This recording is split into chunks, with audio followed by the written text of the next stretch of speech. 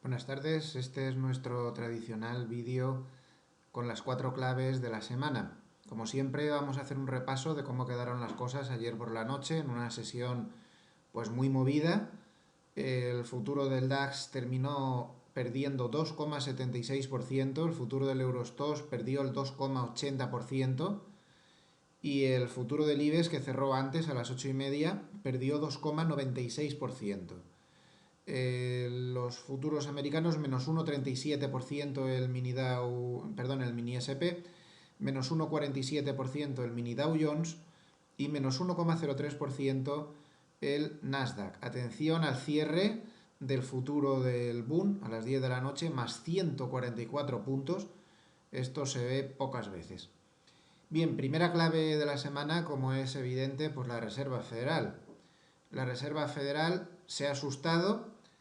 La Reserva Federal ve demasiada marejadilla de fondo, demasiada volatilidad de los mercados, demasiados problemas en China, demasiados problemas en los emergentes y bueno, pues ha echado el freno y ha puesto la excusa de pues que la inflación aún está baja, realmente está muy baja, está en el más 0,2%. Otra cuestión es que ahí está, por supuesto, pues influyendo mucho la energía y la subyacente está en el más 1,8%. Bueno, conclusión, los futuros sobre fondos federales, que es lo más fiable para estas cosas, pues prácticamente ya no dan ninguna posibilidad a la subida en octubre. Tampoco es una reunión muy fácil para subir tipos porque no hay rueda de prensa posterior y parece un poco raro que hagan eso. Pero en la reunión de diciembre ya solamente dan un 47% de posibilidades. Hace 6 meses se daba el 95% de posibilidades de que en diciembre ya estuvieran los tipos arriba. Mucha incertidumbre, no se sabe qué puede pasar con los tipos e incluso yo no descartaría pues que no los subieran. Se da por hecho que los van a subir, pero no veo muy bien por qué se da por hecho eso. Porque todos estos motivos que hemos desgranado por los cuales no los van a subir, no podemos descartar que sigan en el futuro. Yo añadiría otro más, y es que la economía americana no va tan bien como dicen. Los datos de empleo están saliendo bien, pero el rosario de datos que están saliendo mucho peor de lo esperado es abrumador en las últimas semanas. Ya veremos. De momento, esto es lo que hay. Y pasamos a la clave número 2. Bueno, pues si no van a subir los tipos hasta el año que viene, ¿por qué la bolsa se lo ha tomado tan mal? Bueno, vamos a ver. La bolsa no es una máquina automática que el único factor que influya sea si se suben los tipos se cae, si se bajan los tipos se sube y si se mantienen igual, pues estupendo. No, esto no es así. Hay muchísimos otros factores que están influyendo en las bolsas y seamos realistas, cuando se producen estas 3 velas gigantes negras en el Standard & Poor's 500 no se producen porque la Reserva Federal vaya a subir tipos, ni mucho menos. Hay que recordar que estas 3 velas se producen por la devaluación del yuan chino contra el dólar principalmente. Esto fue el principal problema. Por esto vino esta caída. Vino por China, no vino por la Reserva Federal. Además hay muchos factores. No debemos olvidar todo lo que se había subido anteriormente, sin ninguna corrección de envergadura. Alguna vez teníamos que corregir. Es que si nos ponemos puristas y miramos toda la tendencia alcista, un simple retroceso de Fibonacci del 38,2% es que aún lleva al Standard & Poor's 500 a una bajada de escándalo. También recordemos que si nos íbamos al gráfico de semanas, teníamos el problema, ya lo comenté el otro día, de que técnicamente hablando había cerrado por debajo de su media de 10 meses, perdón, aquí es el gráfico de meses, no de semanas. Vamos a poner el gráfico de meses. Bueno, pues había cerrado por debajo de su media de 10 meses por primera vez desde el año 2011 y siempre que hace esto, pues el deterioro técnico supone muchos problemas. En suma, hay muchas otras razones por las cuales la bolsa está bajando, no solo esta de lo que haga la Reserva Federal, y bueno, pues están haciéndose ver. Aparte, pues creo que hay que tener en cuenta otro factor, que luego lo veremos, como son que se estaban solapando los vencimientos de derivados.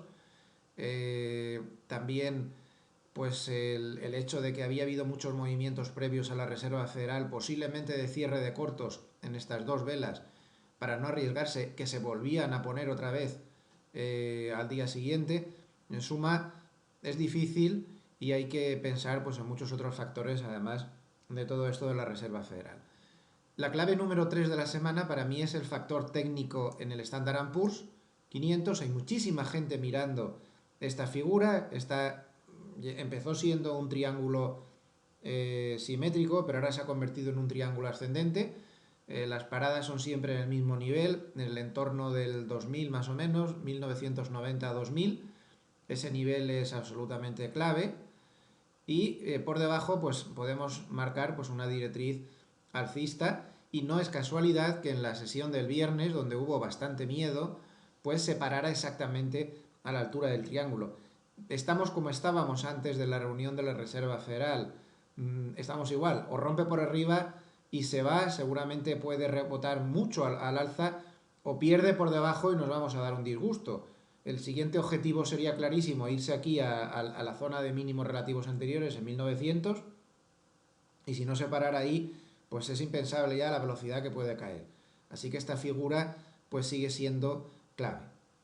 Y como cuarta clave de la semana, yo diría que se está hablando demasiado poco en los medios de un factor que ha sido importantísimo, casi tan importante como todo esto de la Reserva Federal, que ha sido pues el vencimiento de derivados trimestral. Es un momento muy importante para las bolsas cuando vencen estos derivados. Hay muchísimas manipulaciones y además se puede sacar de ellos muchas lecturas de mercado. Y la lectura de mercado está clara. Este es el gráfico intradía en 144 ticks, velas de 144 ticks de lo que hizo el DAX ayer. Todo el vencimiento estuvo gravemente presionado a la baja. Aquí terminó el vencimiento más o menos sobre la 1, y como vemos, y esto sí que no me gusta nada, extendieron las bajadas mucho después del vencimiento y por bastante. Luego hubo un amago de recuperación, pero en ningún momento se llegó a estar por encima de donde se estaba antes del vencimiento. En el Eurostoxx pues tuvimos lo mismo. ¿Qué quiere decir esto? Pues es inapelable que las manos fuertes estaban cortas. Les daba por lo visto igual que la Reserva Federal bajara tipos o no, la apuesta estaba hecha, forzaron el vencimiento de derivados todo lo abajo que pudieron, pero el problema es que una vez pasado el vencimiento de derivados no hubo remontada, como ha pasado otras veces, sino que todo se quedó mal, lo cual nos indica que muy posiblemente pues sigan extremadamente cautas de cara a lo que pueda pasar en el futuro. Esta lectura del vencimiento de derivados no es nada positiva y podría indicarnos que lo que queda de mes podría ser problemático, con papelones importantes en cuanto haya rebotes. Vamos a tenerlo muy en cuenta. Insisto, es un momento muy importante para los mercados lo que pasa después y durante los vencimientos de derivados. Nada más, buen fin de semana y hasta el lunes.